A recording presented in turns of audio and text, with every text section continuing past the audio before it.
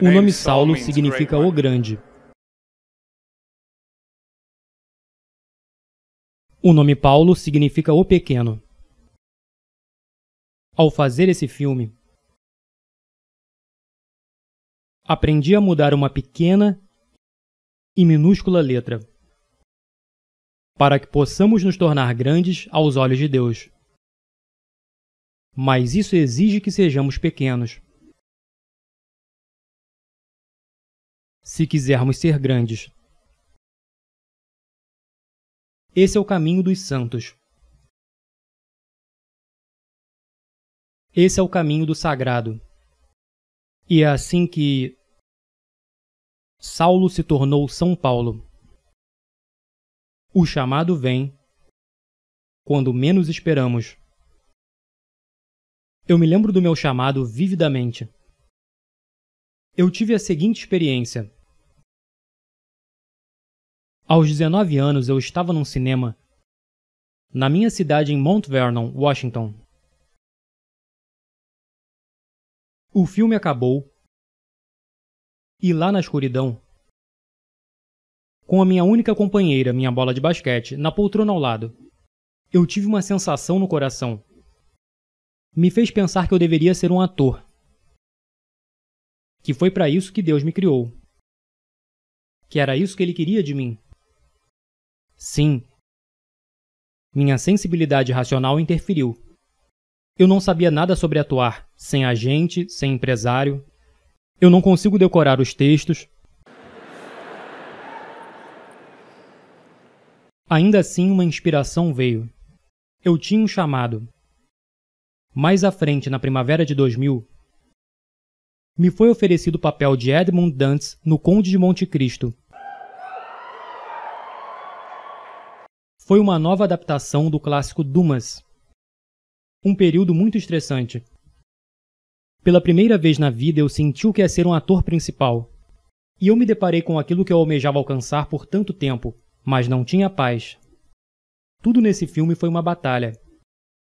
Meu personagem, Edmund Dantes, está preso injustamente. Tanto no livro quanto no filme, ele escreve com uma pedra na parede: Deus me fará justiça. Com tudo contra ele, aquele homem solitário se compromete a se libertar e vencer o mal, incluindo o mal que vive nele. Há uma cena maravilhosa entre Edmund e outro prisioneiro, um sacerdote, interpretado pelo grande Richard Harris. Numa profunda depressão, em um momento de total desespero, quando o sacerdote está no chão à beira da morte, ele se dirige a Edmund e diz sua lição final: Não cometa um crime pelo qual você está sendo condenado. Lembre-se do que Deus diz: a vingança é minha. Eu olhei para baixo e disse: Mas eu não acredito em Deus. E ele diz para mim: Isso não importa, Edmund. Ele acredita em você. Ele acredita. Deus ama cada um de nós pessoalmente. E Ele está lá para nós. Mesmo em nossos momentos de maior desespero. Depois de gravar Monte Cristo, inexplicavelmente eu recebo uma ligação de Mel Gibson. Meu agente não ligou, meu empresário não ligou. E eu não conhecia Mel Gibson. E eu não estava tentando conseguir esse papel, porque ninguém sabia que ele tinha um projeto em andamento. Mel Gibson. Ele quer que eu faça o papel de Jesus Cristo. Ele quer o cara com as iniciais de JC, que a propósito tinha 33 anos, para interpretar Jesus Cristo. Isso é uma coincidência? Eu não acho que seja. A sua vida é uma coincidência? Ou seria uma oportunidade? Talvez alguns de vocês estejam deprimidos agora, ou confusos, incertos sobre o futuro, feridos. Mas não é o momento de desistir, nem de se dar por vencido. Quando eu estava lá em cima na cruz do Calvário, aprendi que em seu sofrimento estava a nossa redenção. Lembre-se que o servo não é maior que o mestre. Cada um de nós deve carregar nossa própria cruz. Existe um preço pela nossa fé, pelas nossas liberdades. Eu fui literalmente açoitado, chicoteado, crucificado, atingido por um raio. Sim, cirurgia de coração aberto. É o que acontece depois de 5 meses e meio de hipotermia. Um dia, durante as filmagens, meu braço estava preso numa viga pesada. Então alguém me puxou para outra direção. Meus músculos torceram e meu ombro foi deslocado. Eu caí no chão, fui de cabeça na areia. E essa cena permaneceu no filme. Mais adiante no filme, o próprio Jesus experimenta o deslocamento de seu ombro. Bem, agora eu sei como isso é sentido. Todos os dias eu tive que levantar essa madeira. Foi como uma penitência.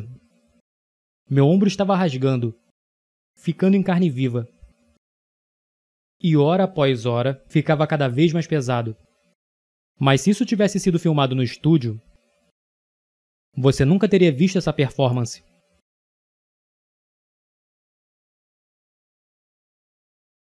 Esse sofrimento fez a minha performance. Assim como o sofrimento faz as nossas vidas.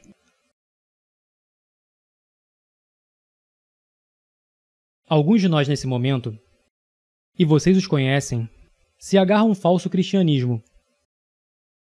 De palavras bonitas, eu chamo isso de Jesus feliz e a glória.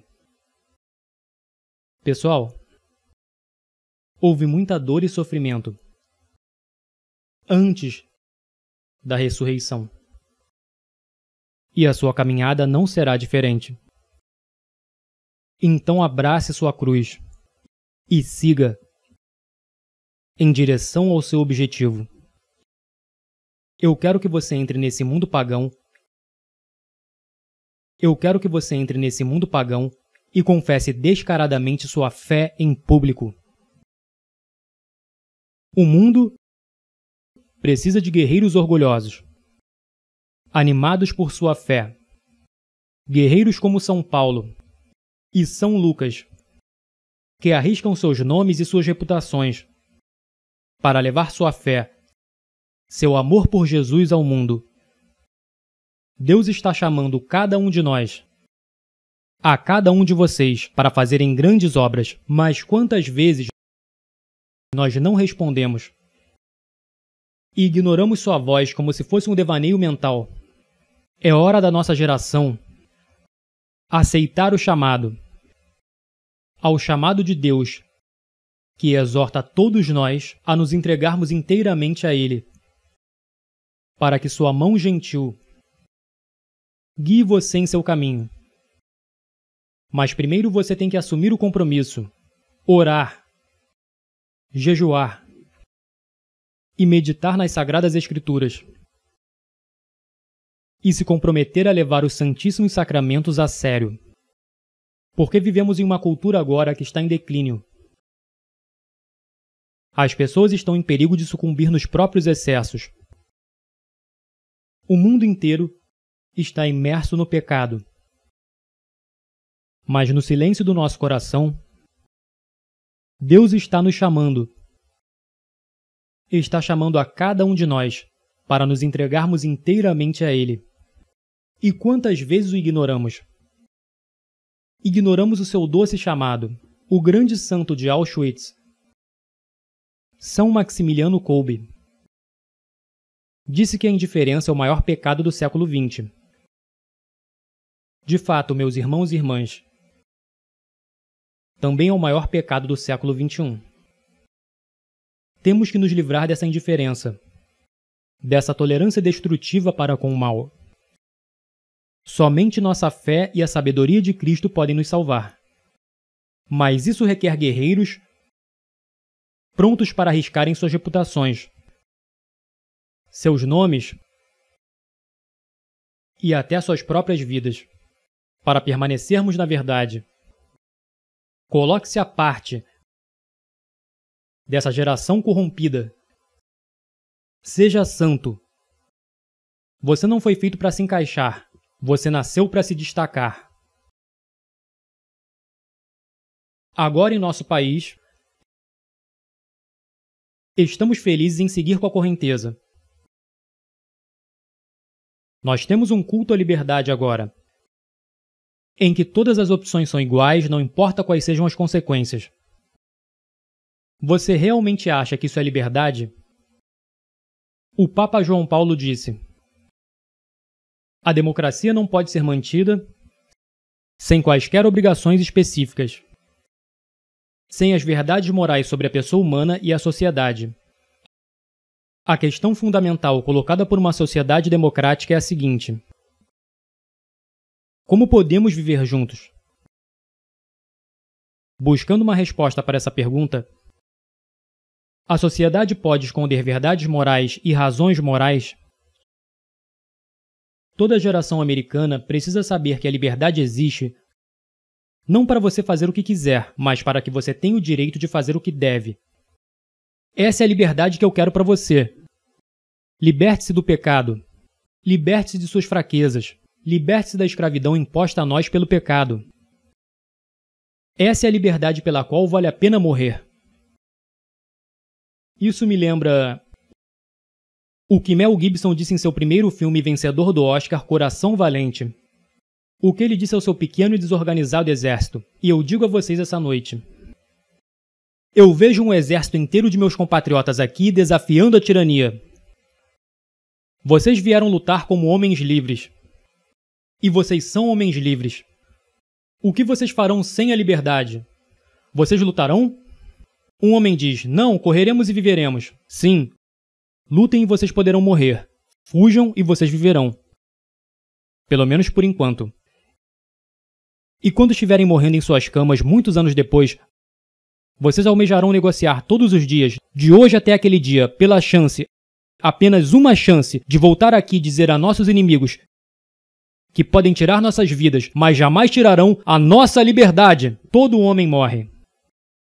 Nem todo homem realmente vive. Você, todos nós devemos lutar por essa liberdade autêntica e viver, meus amigos. Por Deus devemos viver, e com o Espírito Santo como seu escudo, e Cristo como sua espada. Junte-se a São Miguel e todos os seus anjos.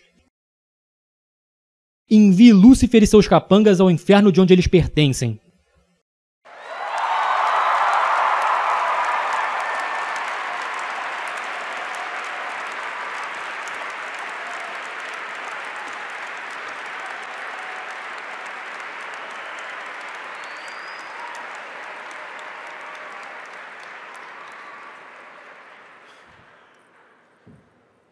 Saulo significa o grande.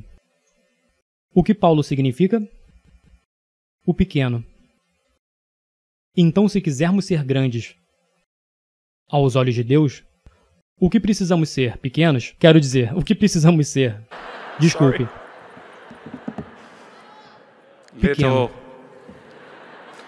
Que Deus ame e proteja todos vocês e os guie por todos os dias de suas vidas. Eu não posso te ver agora, mas mal posso esperar para te ver no céu. Amo vocês, que Deus abençoe. Lute firme.